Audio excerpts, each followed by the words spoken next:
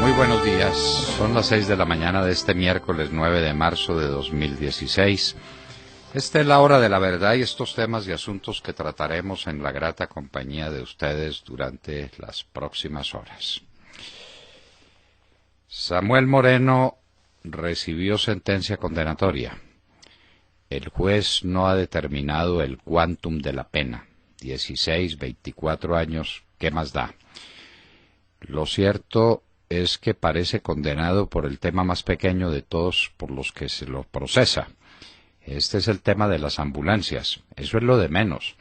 El carrusel de la contratación en Bogotá es aquello sobre lo que la gente desea claridad, saber qué fue lo que pasó, cómo se robaron a esta ciudad. Y los partidos de izquierda, calladito la boca, no tienen ninguna responsabilidad. Esto fue la izquierda en Bogotá. La izquierda que con Lucho Garzón paralizó la ciudad. Con Samuel Moreno se la robaron. Y con Gustavo Petro fue la locura definitiva. 12 años de izquierda en Bogotá tienen estos resultados. En Brasil también persiguen la corrupción. Nada menos que Marcelo Odebrecht, el heredero del grupo de ingeniería más grande del Brasil, que dicho sea de paso, tiene grandes contratos en Colombia.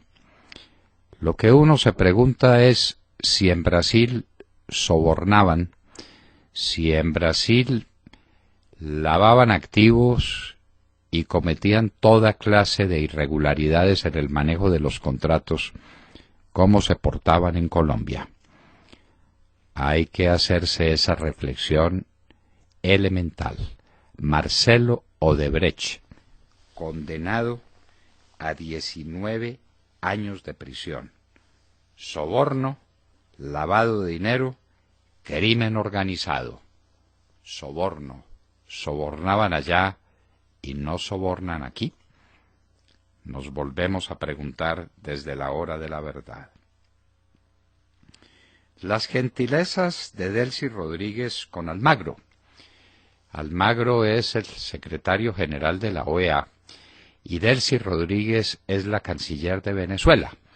Y Delcy Rodríguez le prohíbe a Almagro que hable de Venezuela y lo llama, entre otras cosas, ruin y cobarde.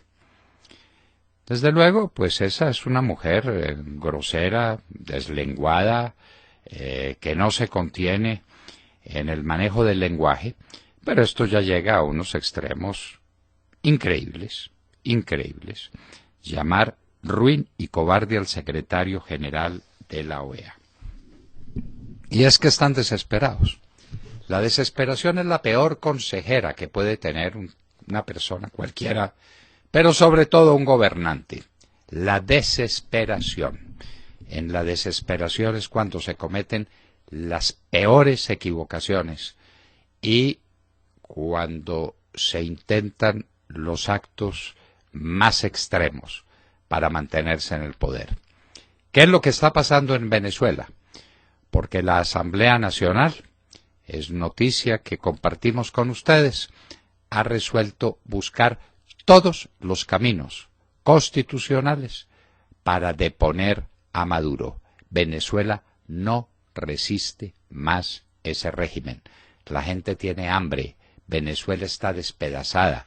Aquí nos pueden caer 500.000 o 1 millón o 2 millones de venezolanos que tienen una particular condición, y es que también son colombianos y tienen derecho a venir. Y nadie habla de ese problema. Nadie. Nadie, porque aquí no hay quien gobierne, quien anticipe el porvenir. Somos los nuevos mejores amigos de ese régimen que ha dicho en respuesta a la Asamblea Nacional que el pueblo y el ejército, es decir, amenazan con las armas, mantendrán a Maduro a toda costa. La Asamblea Nacional no está promoviendo enfrentamientos armados. Está diciendo que va a convocar elecciones para buscar de manera pacífica la salida de ese dictador. Pero ¿cuántos intereses hay enroscados en el dictador de Venezuela? ¿Cuántos intereses? cuántos ladrones, cuántos que aprovecharon la caída y la ruina del país más rico de América para volverlo lo que es. Costará generaciones recuperar a Venezuela. Es el ejemplo claro que los colombianos tenemos, porque nos llevan por el mismo camino, el camino de la pauperización y del desastre. El administrador del mercado de energía, XM, dice que los cortes deben ser inmediatos y por lo menos durante 6 semanas, a ver si las lluvias logran arreglar un poco la situación. Esto es el colmo del pésimo gobierno. Aquí no se hizo un reservorio, aquí no se adelantó un plan de reforestación, aquí no se hizo nada por manejar la energía. Como en Venezuela, más o menos como en Venezuela. Tenemos un gobierno parecido. Y ocurrió una cosa muy extraña en el Parlamento. El senador Iván Duque hizo un gran debate contra la CREC, la Comisión de Regulación de Energía Eléctrica, y el Congreso entero estuvo de acuerdo en censurar a la CREC, que es censurar al gobierno. Este, señores, es el gobierno que tenemos. Y estos los resultados de su gestión. Estamos a las puertas de un apagón, como en la peor época de Gaviria. Solo que desde entonces, ¿cuántas centrales hidroeléctricas hemos construido? ¿Cuántas? ¿Y por qué y con qué capacidad de generación?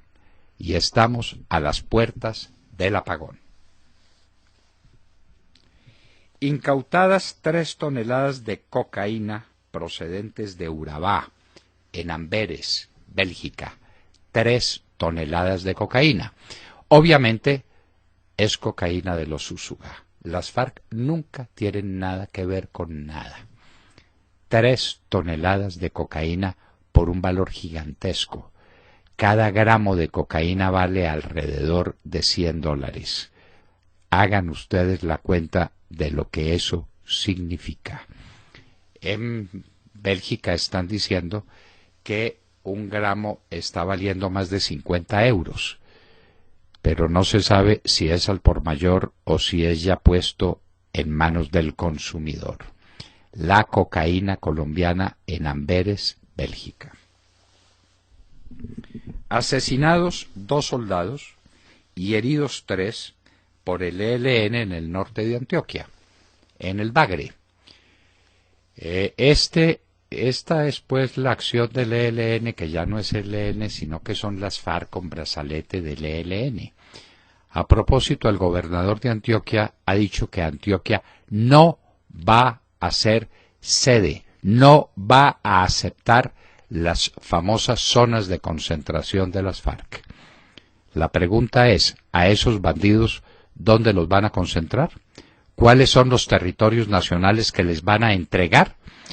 Porque ya hay listas 18 delegaciones que vienen desde La Habana para ubicarse en distintos lugares y verificar el desarrollo del plan de desarme. ¿Quién los va a recibir? Ya los negros y los indígenas dijeron que en territorio de ellos no aceptan zonas de concentración. Ya lo dijeron en Casanare, ya lo dijeron en Arauca, lo dice el gobernador de Antioquia, todo el mundo lo dice. Aquí no queremos a estos bandidos, dueños de un espacio territorial. ¿Dónde van a poner los nuevos caguanes? En los últimos días, ya lo confesó el gobierno, ya lo tenemos claro, llegaron $1 billón para comprar test y bonos de 4G. ¿A qué precios se están colocando esos test? ¿A qué precios se están contratando los empréstitos de las 4G? ¿Y cómo y quién es el prestamista? Los prestamistas suelen ser institucionales, suelen decir a dónde van. Los prestamistas no están viniendo a Colombia. ¿Quiénes trajeron esta enorme cantidad de dinero que ha tenido el precio del dólar a la baja? hasta ayer. Ayer el precio del dólar se disparó y subió 90 pesos. 90 pesos subió el dólar ayer.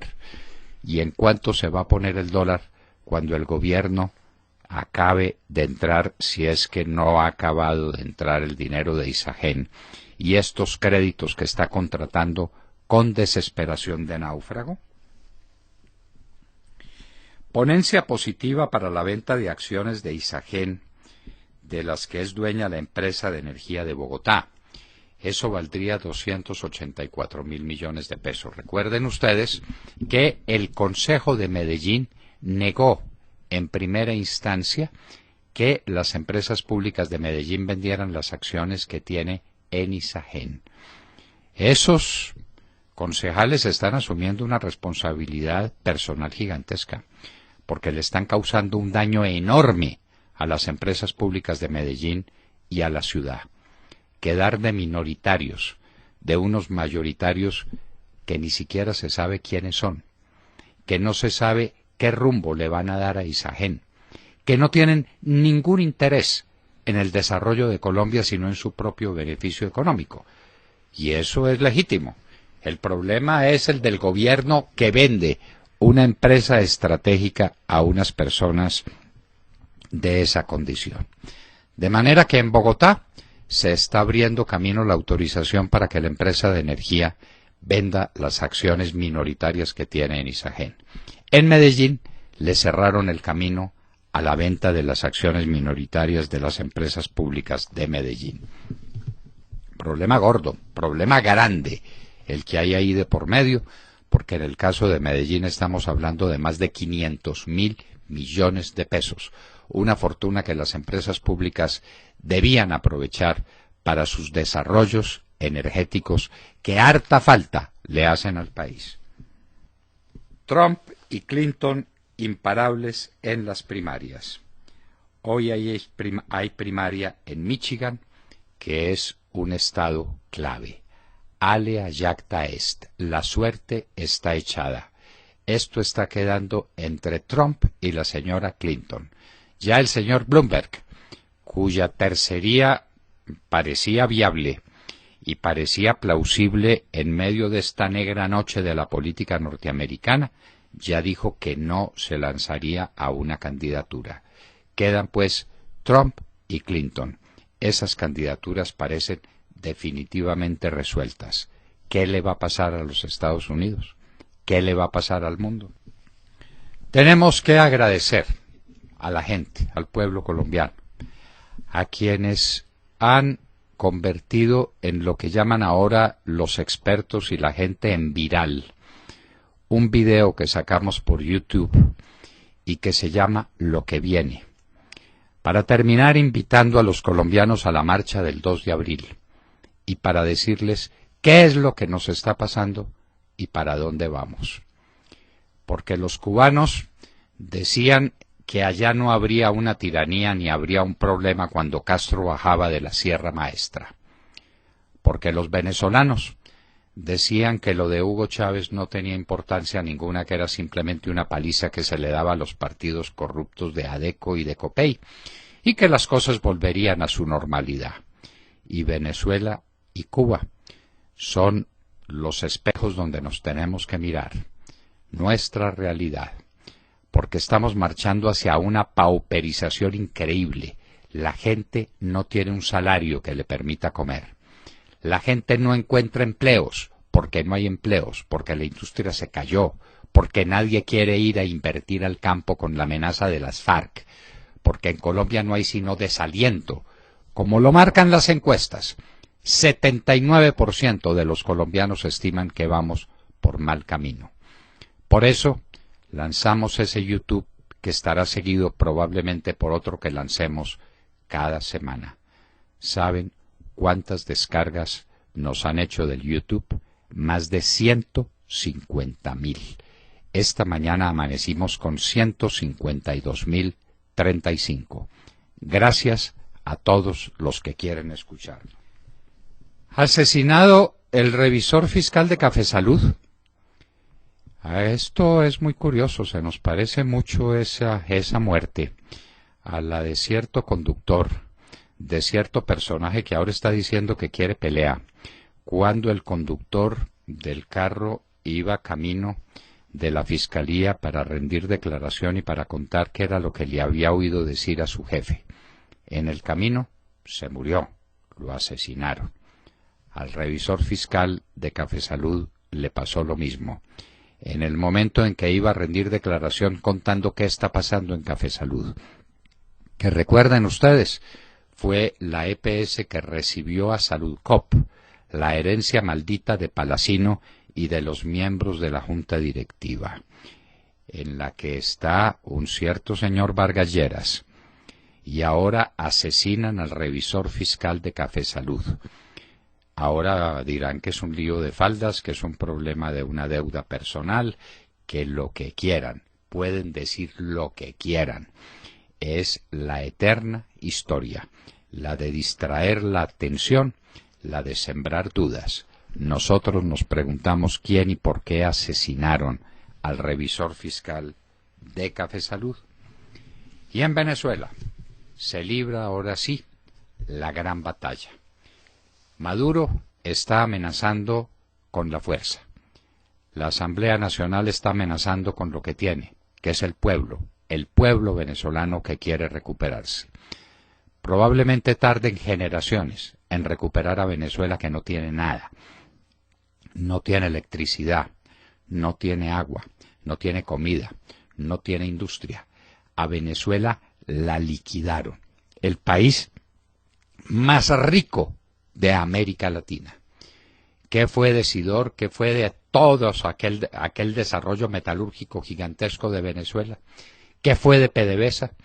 ¿Qué fue de la nación que tiene las reservas de petróleo más importantes del mundo guardadas bajo tierra porque son incapaces de tener un desarrollo petrolero adecuado?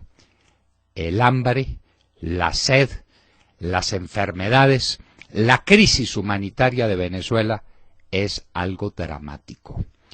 Los colombianos tenemos que estar atentos porque lo que pasa en Venezuela pasa en Colombia. Y la paz real, la de verdad de Venezuela es condición para la paz verdadera, real de Colombia. Y en Hoy en la Historia vamos a recordar el año de 1923, cuando por esta época ya se retiraba del mando y dejaba las cosas en manos de ¿quién? Lenin, el fundador del Estado soviético después de la Revolución de Octubre de 1917. Ese personaje empezaba a morirse de una larga muerte. Stalin y Trotsky se pelearían a dentelladas por su sucesión. ¿Qué hacer en un país dividido, en un país ese sí en guerra feroz, en un país destruido económicamente, pero con una mano brutal que aplastaba cualquier intento de expresión de voluntad, cualquier forma de liberalismo? Y el señor Kerensky, el gran cobarde de la historia de Rusia, no era capaz de levantar una voz de protesta. De todo esto y de mucho más hablaremos con ustedes en las próximas horas, en la hora de la verdad. Muy buenos días a todos. Bueno, pues tenemos una nueva campaña. Desde la Casa de Nariño lanzaron una campaña que pretende lavarle la imagen al maltrecho gobierno del presidente Juan Manuel Santos. La campaña se llama Apagar Paga. Y bueno, surge ante el inminente apagón que puede vivir el país, y lo que pretende esta campaña es ahorrar energía, porque según el presidente no habrá apagón, pero sí cortes intermitentes, es decir, lo mismo, ¿no? Porque yo no veo mucha diferencia, no sé ustedes, entre apagón y cortes intermitentes. Lo cierto es que una vez más el gobierno traslada el problema a los sufridos ciudadanos que han pagado sobre tarifas que suman miles de millones de pesos y que precisamente eran para prevenir esta situación. La pregunta es, ¿qué pasó con todo el dinero que los ciudadanos pagaron en esta sobretarifa? Es una sobretarifa que tiene el nombre de cargo de confiabilidad y que precisamente era para fortalecer las generadoras de energía y evitar esta situación. Hablamos de más de 18.000 millones recaudados. ¿Por qué no solo no se hizo nada, pregunto, para prevenir el apagón, sino que ahora trasladan el problema a los ciudadanos y llenan de campañas de ahorro los medios de comunicación y de amenazas a los usuarios, ¿no? Porque están hablando de multas. ¿Cómo es posible que en uno de los países más ricos en el mundo en recursos hídricos viva entre amenazas de multas por consumo indebido de energía? ¿Qué tiene que decir a esto los directivos de la CREG, así se llama, ¿no? Comisión de Regulación de Energía y Gas? ¿Deberían renunciar, como dice el senador Iván Duque, que eso proponía precisamente, y me parece que es muy al lugar? ¿Y por qué el presidente Juan Manuel Santos lanzó esta campaña de ahorro rodeado de los presidentes de las principales empresas de Colombia? ¿Qué tiene que decir a esto los empresarios colombianos? Me parece que ellos son los primeros afectados y, sin embargo, salen a lanzar esta campaña y a sacar pecho. Pregunto, ¿a pagar paga? ¿O le voy a quitar una letra a la primera palabra? ¿Pagar paga para los colombianos? Más de 8 billones de pesos. Esa denuncia la hizo hace rato el senador Iván Duque. En la tarifa que ustedes han venido pagando de energía, hay un sobrecargo, un costo para garantizarles el suministro de energía en épocas de sequía. Ustedes pagaron, y no cualquier pesito, pagaron más de 8 billones de pesos. Como quien dice, toda una reforma tributaria la pagaron. La pregunta que hace la gente es, ¿y mi plata dónde está? Porque vino la emergencia y resulta que no estaban preparados, y mis 8 billones, ¿dónde fueron a parar? Ah, no, es que los usaron las térmicas. Ah, de manera que eso era un elemento de energía cualquiera y no una garantía de estabilidad en el servicio. Esa es la pregunta que todos se hacen, Montserrat. De manera que otro revés de este gobierno, que no maneja una cosita al derecho, no ha hecho un plan de reforestación, al contrario, ha permitido que se sigan devastando los bosques donde nacen las aguas para sembrar coca, porque no hay bombardeos, porque no hay fumigación aérea, porque no hay lucha antinarcóticos. No ha hecho absolutamente nada para construir reservorios de agua en distintos lugares que nos preparen para estas sequías que volverán. Este gobierno no hace nada distinto de anuncios. Y no se le olvide, Montserrat, que por las manos del gobierno pasó la más grande bonanza económica que tuvo el país en toda su historia. 1 millón de barriles a $100 era 100 millones de dólares por día, lo que tenía el país, lo que tuvo el país durante años. ¿Qué se hizo la plata? Pregúntenle a los dragones de mermelada. Wilson, perdóneme, William Calderón. No, para mí que dígame también Wilson, porque aquí lo queremos mucho a él. Es que Wilson es nuestro compañero técnico y entonces... Su ingeniero de sonido. Exacto, entonces extraordinario. Entonces, William, entonces uno se confunde. Claro, doctor. Listo. Doctor, entonces, adelante, William. Saludemos también la mañana con usted. Doctor Londoño, buenos días Colombia. Gracias por invitarnos a sus hogares y a sus vehículos. Hoy es miércoles 9 de marzo del año 16. Son las 6:29 de la mañana. El gobernador de Antioquia, Luis Pérez Gutiérrez, se mostró contrario a entregarle al narcoterrorismo sus propios territorios. Dijo el gobernador que él no va a entregar sus territorios sin ser consultado. Antioquia está sintiendo que estamos acorralando a los delincuentes en temas como la minería ilegal. También abordó el tema del paso de ilegales de otros países por nuestro territorio, en tránsito a México. En el tema del microtráfico, se dijo cómo las autoridades detienen pequeños traficantes a los que sueltan al otro día, y el 97% queda en libertad. Por ello crearemos un plan para atacar las grandes casas de vicio, Además, se perseguirá a los consumidores de vicio en el espacio público. Estamos amparados en una ordenanza que nos faculta del año 2002. El gobernador Luis Pérez también expresó la preocupación del gobierno departamental sobre el aumento en nuestro territorio de los cultivos ilícitos. Dijo que en el 2014 se tenía un dato de 1.000 hectáreas, en el 2015 ya está en 4.000. Dijo que la situación es compleja. Reveló que en los últimos 3 años el departamento se ha triplicado en cultivos ilícitos. Es bueno que temas, porque después van a decir que se guardó silencio ante un problema que es creciente. Denunció un corredor donde se registra el mayor crecimiento. Todo un corredor que hay desde El Orejón, en Briceño, pasando por Ituango y siguiendo casi hasta Urabá, precisó. El mandatario regional sostuvo que el cese al fuego en medio del proceso de paz con las FARC ha influido en el aumento de la producción de hoja de coca, porque la misma guerrilla u otros grupos como el ELN, Fuerzas Armadas, el hecho de estar en un cese al fuego, empiezan a ser permisivas ciertas actividades, puesto que no puede haber un ataque permanente de las fuerzas de seguridad, puntualizó Pérez Gutiérrez.